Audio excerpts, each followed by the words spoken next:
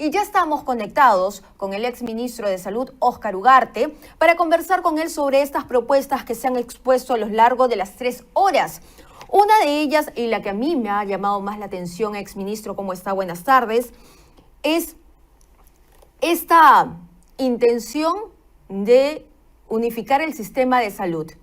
¿A qué se refiere? ¿En salud ya no va más? ¿Se va a integrar una red o va a ser una red única? ¿Qué le parece?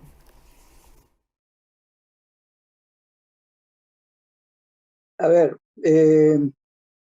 efectivamente esto ha sido mencionado, pero recordemos que en el discurso presidencial del 28 de julio, el presidente Castillo anunció que se establecería un sistema de salud universal, unificado, gratuito, descentralizado y participativo. Así lo dijo el presidente Castillo.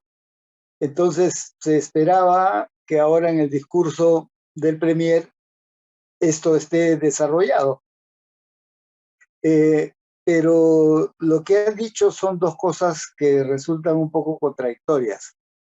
Porque si bien cuando ha hablado de protección social, ha planteado nuevamente que la creación del sistema único de salud, sin embargo, cuando se refiere al tema de salud, o sea, en el capítulo correspondiente a salud, lo que menciona es que en el sistema de salud se mantendrá un intercambio prestacional y precisa, lo que no implica la absorción de una institución por otra, sino una política única que dirige al conjunto de los subsectores. Una cosa no es lo mismo que la otra, porque si es una política que dirige al conjunto de los subsectores, de hoy existe. La política la da obviamente el Ministerio de Salud como ente rector y orienta no solo a los servicios del Ministerio de Salud, de los gobiernos regionales, sino también al de las sanidades, de las Fuerzas Armadas y Policiales, a las del sector privado, a las de e-salud, a las de las municipalidades, etc. Eso es lo que hoy existe. Es una política única, lo que se está haciendo en el caso del enfrentamiento a la COVID-19, ¿no? La política la define el ministerio y todos actúan de acuerdo a eso. Y en la vacunación es donde mayor integración o articulación se ha logrado, porque hay un trabajo conjunto, pero cada institución es la misma, ¿cierto? Pero otra cosa es decir, como ha sido dicho en el discurso del presidente Castillo, esto de un sistema de salud universal unificado, y hoy lo ha mencionado el Premier en el capítulo, no de salud, sino en el capítulo de protección social, que dice, crearemos un sistema único de salud, en el sentido de lo que dijo el presidente el 28 de julio, pero que no se condice con lo que la parte de su propio discurso de hoy dice que ninguna institución va a ser incorporada a otra, ¿no es cierto? Y que lo que se van a mantener es todas juntas. Entonces, no queda claro. Lo que tendría que haber es una explicación de este proceso, porque los procesos en América Latina que han significado creación de un sistema único de salud, sí ha significado la desaparición de instituciones y su incorporación a otra. Pongo el ejemplo clásico de Brasil. Brasil en los años 80 declaró que creaba un sistema único de salud. Claro, en el caso de Brasil se ha mantenido el sector privado. Pero, ¿qué cosa desapareció? Desapareció la seguridad social en el caso de Brasil. O sea, existía una seguridad social como aquí, varias seguridades sociales además, como en Perú y en la mayoría de países latinoamericanos. Y esos servicios de la seguridad social se incorporaron a los servicios públicos del Ministerio de Salud. Entonces, en realidad se hizo un sistema público único, y aparte del sector privado, que es lo que existe hasta ahora en Brasil, y les va bastante bien. Pero en Costa Rica, también en los años 80, se hizo otro proceso, en el mismo sentido, porque ahí había servicios del ministerio y servicios de la seguridad social, también de varias seguridades sociales. ¿Qué cosa hicieron ahí? Hicieron todo lo vamos a unificar en la seguridad social, en la Caja Nacional del Seguro Social.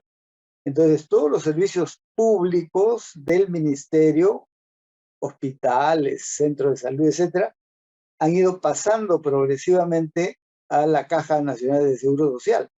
Entonces, primero pasaron los hospitales, y de los 80 a los 90 pasaron todos los hospitales públicos al Seguro Social. Y luego pasaron las redes de primer nivel.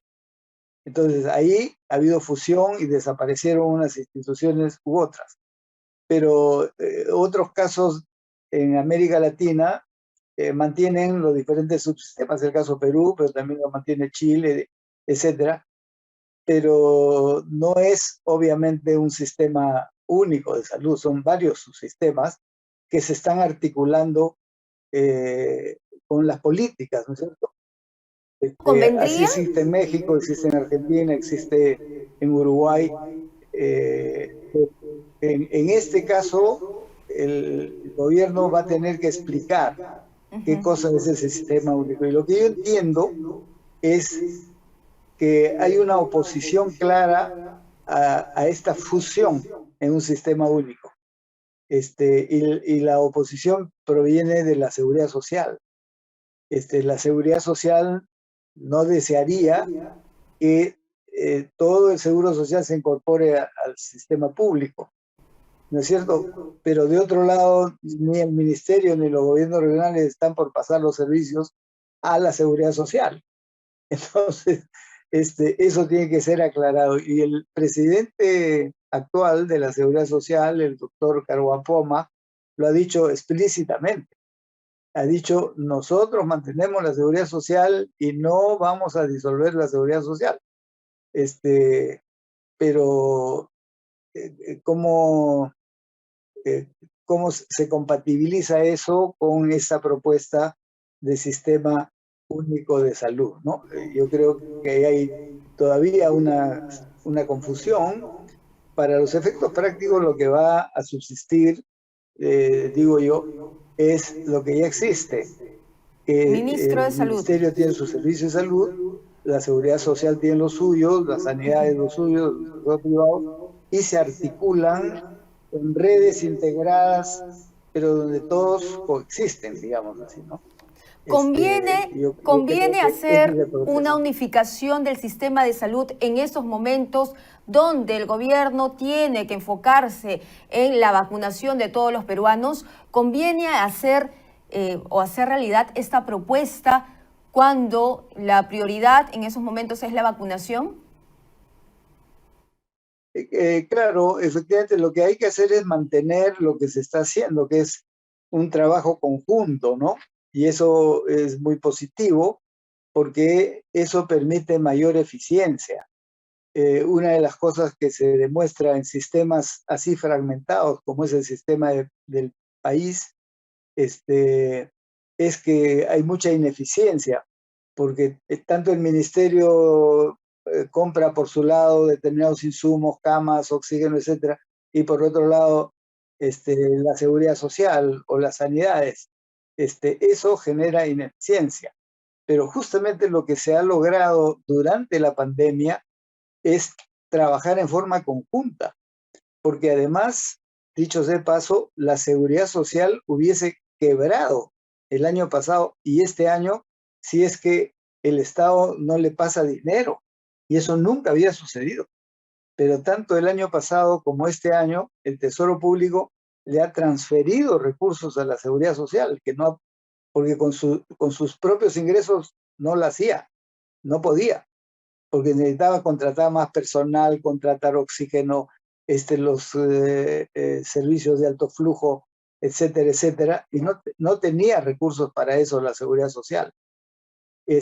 Durante el año pasado, el Tesoro Público le pasó a la Seguridad Social más o menos 1.200 millones de soles. Y hoy es una cantidad también grande que no ha culminado todavía, sin lo cual no hubiese tenido para contratar más personal ni hubiese podido administrar, por ejemplo, los servicios de las torres de Villa Salvador, o sea, las torres de la Villa Panamericana, que han estado sirviendo efectivamente no solo para los asegurados de salud, sino también para todos. Pero ese es un ejemplo de lo que sí se puede hacer articuladamente sin necesidad de fusionar instituciones. Entonces, ahí a quien le corresponde en realidad decir su palabra es al Ministerio de Salud, que es el ente rector y que debería tener una propuesta clara de cómo es ese proceso. También habló el premier Bellido sobre los contratos de negociación en las vacunaciones. Ha hablado de una serie de montos. 35 millones de Pfizer, 20 millones de Moderna, 29 millones de CureVac, 5 millones de Johnson & Johnson al 2022. Pero no se explica si ya son contratos que ya están pagados o no. Usted, como conocedor del tema, ha sido ministro de Salud. ¿Cómo es este proceso? Hay que distinguir dos cosas bien claramente, ¿no? Uno primero son las negociaciones para el 2021, donde nosotros hemos informado que se han llegado a contratos hasta por 98 millones de dosis, de los cuales 32 millones es con Pfizer, 20 millones es con Gamaleya, 16 millones es con Sinopharm, 14 millones con AstraZeneca, 13 millones 200 con COVAX Facility. Eso es 2021, ¿ok? Eso está en curso. De esos 98, 16 ya se habían gastado hasta julio, 8 millones estaban previstos para agosto y para septiembre una cantidad mayor y octubre, noviembre y diciembre mayor cantidad todavía de esos 98, que es lo que nos permite afirmar que es posible vacunar a todos hasta fin de año con el cronograma que se planificó anteriormente. Lo que está sucediendo ahora es el cumplimiento de eso. No hay nada nuevo ahí. Se está llegando y lo que nosotros dijimos es que no se pueden quedar dormidos, porque si bien se han firmado contratos, hay que garantizar que las vacunas ofrecidas en esos contratos vayan llegando, vamos pagando y se cubre, ¿no es cierto? Otra cosa es la negociación para el año 2022. Nosotros dejamos avanzados también conversaciones preliminares, porque no se podía hacer otra cosa, con Pfizer, con Moderna, con CureVac, con Johnson Johnson. A eso es a lo que se ha referido el Premier, que ha dicho que para el 2022 con Pfizer habrían 35 millones, con Moderna 20, con CureVac 29, con Johnson Johnson 5. Pero esos son todavía acuerdos preliminares, ahí no se ha firmado contratos, pero va a haber que firmar contratos en las próximas semanas o meses para garantizar el 2022, ¿no? Entonces, creo que hay que saber distinguir, el Premier lo ha mencionado en diferentes momentos, pero son cosas diferentes. Primero mencionó él sobre las vacunas que están llegando este año. Y él ahí mencionó que en agosto ha llegado 6,5 millones y que en septiembre está previsto 13 millones. ¿Ok? Eso es parte de los 98 millones que nosotros dejamos firmados en julio. Parte de eso está pagado y parte todavía falta pagar. De acuerdo a como ellos van anunciando, los fabricantes, vamos a poner el caso de Pfizer, que es uno de los más ordenados y más cumplidos, cada mes dice cuánto va a llegar el próximo. Entonces, en julio dijo, para agosto vamos a enviar 2.800.000. Ok, pagamos y llegaron religiosamente cada semana una cantidad. En el caso, creo que está faltando una última cuota, digamos, de esos 2.800.000. En el caso de Sinofar, dijeron 3 millones, pagamos, eso ya llegaron. ¿Ok? Para septiembre, Pfizer ha dicho, tengo 2.900.000. Eso hay que pagar. Supongo que están en ese proceso de pagar y eso garantiza que el próximo mes están llegando cada semana una determinada cantidad. Pero con Sinofar, nosotros hemos contratado y pagado en julio 10 millones que deben llegar ahora en septiembre y quizás parte en octubre. Eso ya está pagado. Entonces, lo que hay que garantizar es que empiece a llegar. Esto es lo que hemos venido diciendo días pasados, que no se puede quedar dormida la gente. Tanto Cancillería como el Ministerio de Salud saben que tienen que coordinar y tienen que estar insistiendo con Sinofar, diciéndole, oye, ya el Perú te ha pagado. Eso fue todavía con la última semana del gobierno de Sagasti, se hizo eso. Y lo que hay que hacer es que llegue, pues, ¿no? Pero esa es una gestión. Igualmente, pongo el caso Gamaleya. Con Gamaleya se ha firmado por 20 millones, pero todavía Gamaleya no ha dicho cuándo nos envían el primer lote y hay que garantizar eso para que pueda en septiembre, octubre, cuando ellos puedan, va a llegar 5 millones, 6 millones, porque eso es 20 millones para este año, ¿no es cierto? Igual AstraZeneca se ha firmado por 14 millones, pero todavía de eso no ha llegado nada, del contrato directo con AstraZeneca, y ofrecieron que llegaba en julio una cantidad y luego las mayores cantidades en octubre, noviembre, diciembre, hasta enero va AstraZeneca. Antes. Igual COVAX Facility. Entonces, hay una negociación que tiene que ir haciendo Súper. coordinadamente la Cancillería con el Ministerio de Salud para ir concretando estos contratos que, si bien están firmados, tienen que ejecutarse de acuerdo a cómo está siendo cronogramado por Perú. Dos cosas, exministro. Doctor Ugarte, la primera es que una de las cosas que se ha dicho en ese discurso es que la producción de vacunas anti-COVID se podría hacer en nuestro país con el Instituto Nacional de Salud y la cooperación internacional. ¿Cómo sería esto? Porque no tenemos los insumos y no tendríamos tampoco los equipos de frío que se necesitan para congelar las vacunas. ¿Cómo se haría esta gestión, si es posible o no es posible? En medio de la pandemia, la tercera ola ya llega.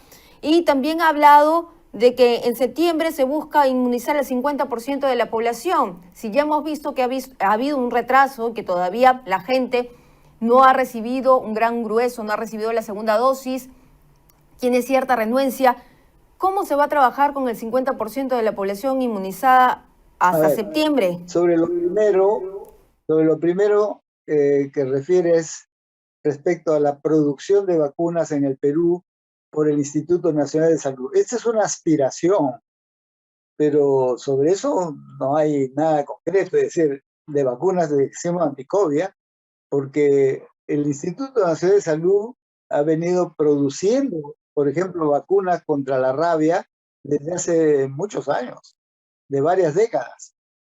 Y también los sueros antiofídicos, antiloxocélicos, contra la mordedura de serpiente, la mordedura de araña, etcétera.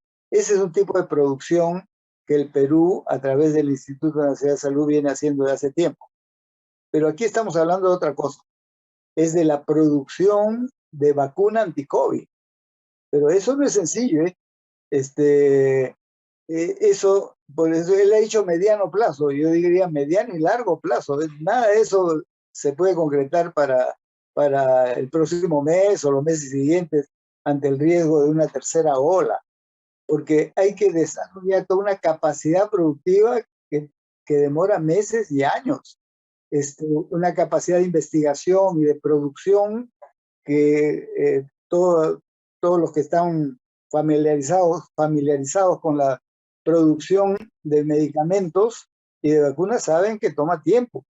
Entonces, lo que ha señalado el Premier respecto al Instituto Nacional de Salud es efectivamente una vieja aspiración, pero justa, digamos, de que el Instituto Nacional de Salud tenga una capacidad de producción de vacunas.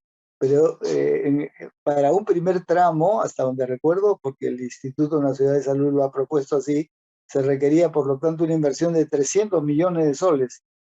Y en su momento el Ministerio de Economía y Finanzas dijo, no tenemos plata para eso por ahora, ¿no es cierto? Entonces, aquí hay una iniciativa para producir vacunas en el Perú, y eso está muy bien, pero eso toma tiempo, hay que desarrollar capacidades técnicas y hay que generar a través de una inversión la infraestructura necesaria para que eso se pueda hacer. Entonces, yo lo tomaría eso como un tema referencial, pero no es un tema práctico inmediato que nos va a permitir que en las próximas semanas o meses vamos a tener capacidad de producir vacunas.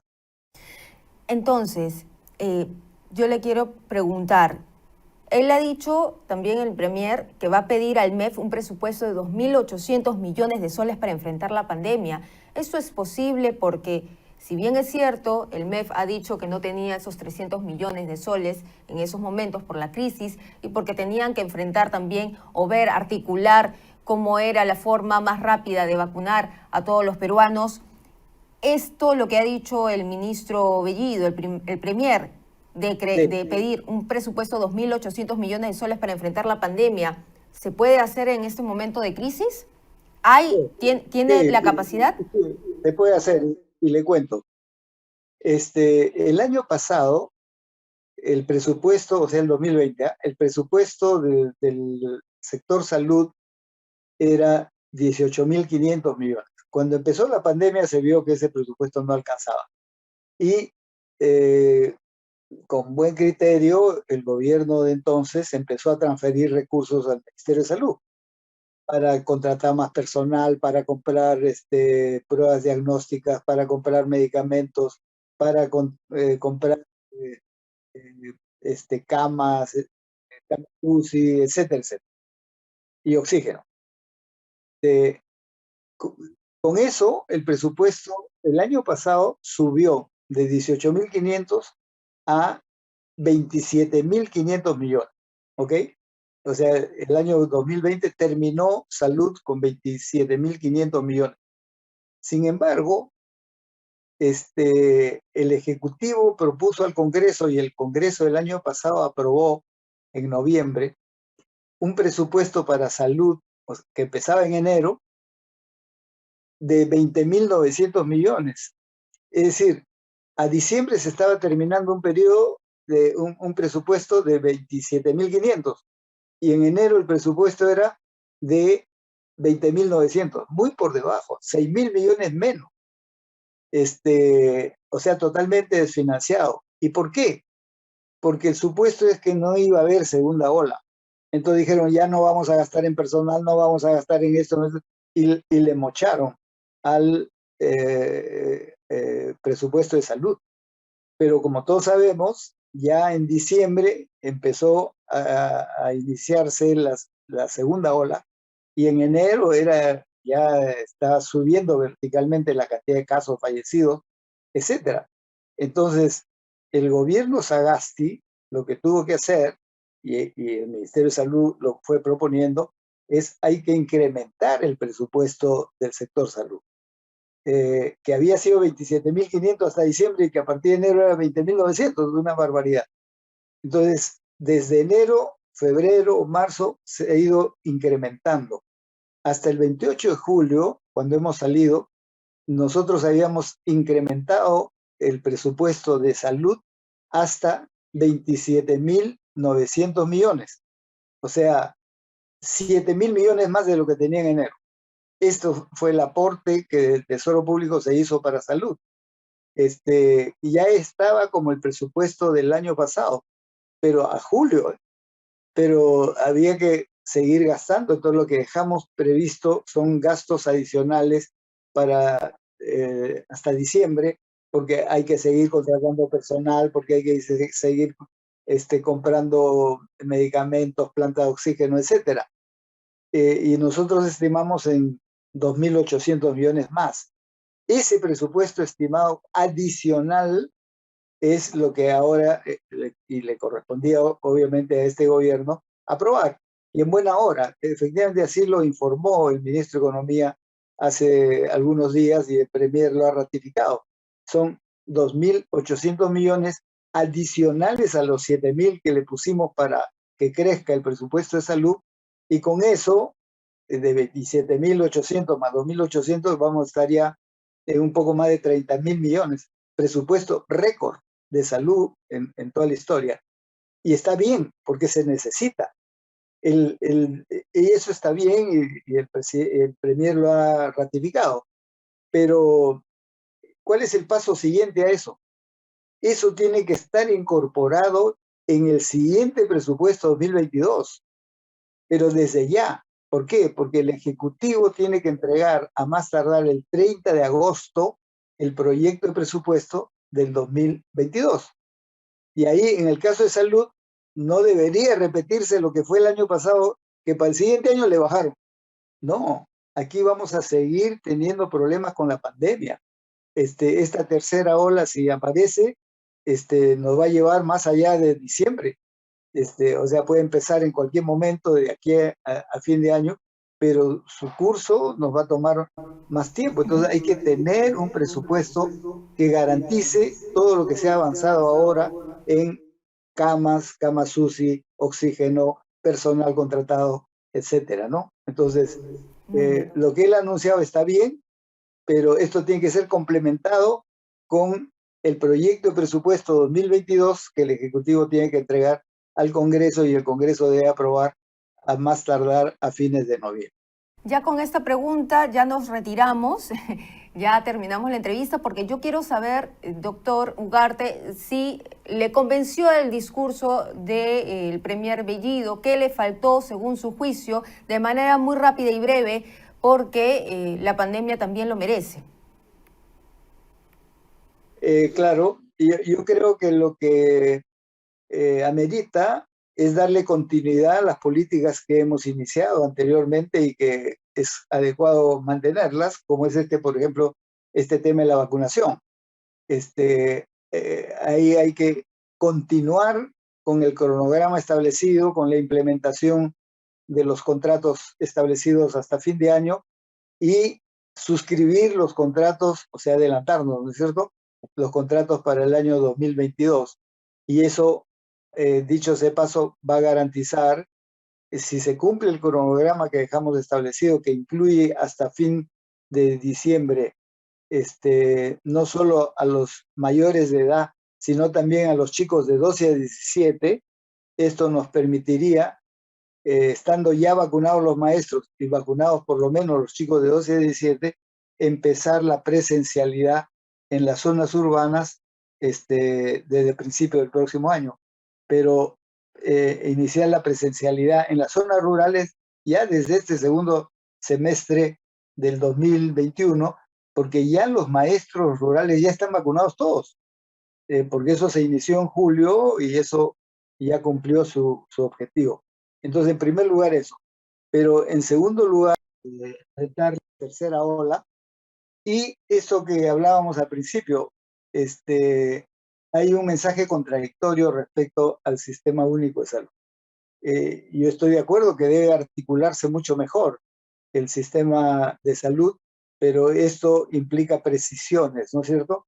Y básicamente es cómo va a ser la relación entre Ministerio de Salud y E-Salud, que son los dos grandes prestadores de servicio de salud, y creo que ahí hay un discurso incompleto, así como el financiamiento para el próximo.